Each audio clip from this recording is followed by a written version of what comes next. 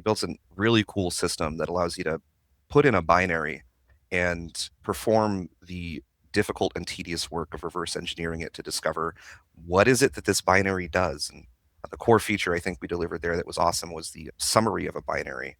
I was a young 20 something. I think I was maybe 19 or 20, and I was living in this really broken down apartment in Southwest Austin, and I was actually promoting electronic music downtown. I was dating a go-go dancer. The job answering calls for Samsung, they fired me because I quote unquote distributed unauthorized software. And the unauthorized software was a network scoped web application that allowed our email agents to like draft and use predefined email responses. Some 80 to 90% of the emails that we got were all the same. So I made this tool and I made it available to my coworkers, and then IT found it and they were displeased.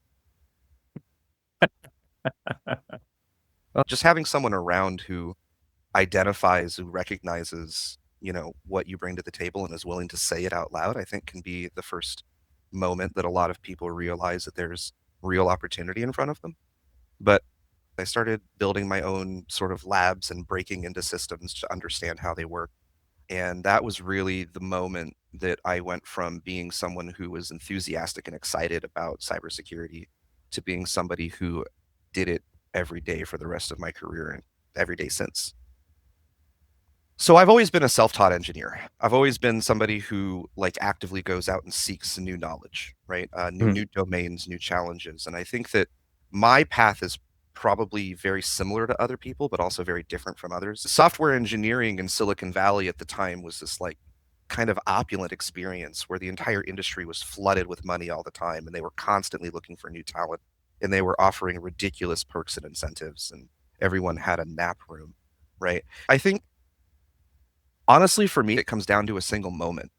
I was working late at night in a data center, monitoring alarms for a private alarm monitoring company. And it really felt like being in the Matrix. I had built this thing by hand myself, wrote every single line of code and checked every semicolon. And this dude put one character in it and broke the whole system.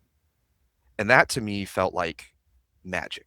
And I've always been attracted to magic. I've always been attracted to open secrets. And I started going down this rabbit hole of like, look at all the ways that I can put code into a system to make it do what I want it to do, as opposed to what the original author had intended it to do. And I never looked at the world the same again after that. I've built a threat detection map that tracks the spread of malware across the globe and helps perform attribution. There's so many blends that you can do, and you can create your own unique niche so many times that you can end up creating your own tools, your own solutions, because you see potentially unique ways to solve problems that not many people see when you come from an intersection of so many different competencies. And when you develop an adversarial mindset, you see attack surface everywhere. The way that I like to do it is I like to do projects. I am always working on a project. It doesn't matter if I'm working a full-time job or if I'm, whatever it is I'm doing, I'm always working on a side project. And every time I work on a side project, I always look for something new to try. Every time I hear something that I've never heard before, I don't let it rest. It sort of burns a hole in the back of my mind. What is that? How does it work? That, you know, just that act of hearing something interesting, being curious about it, and allowing yourself to follow it through to some level of competency. It doesn't have to be perfect competency. I understand. I have a mental model of it, and that allows me to at least operate in this space and work with other people with shared language and shared understanding.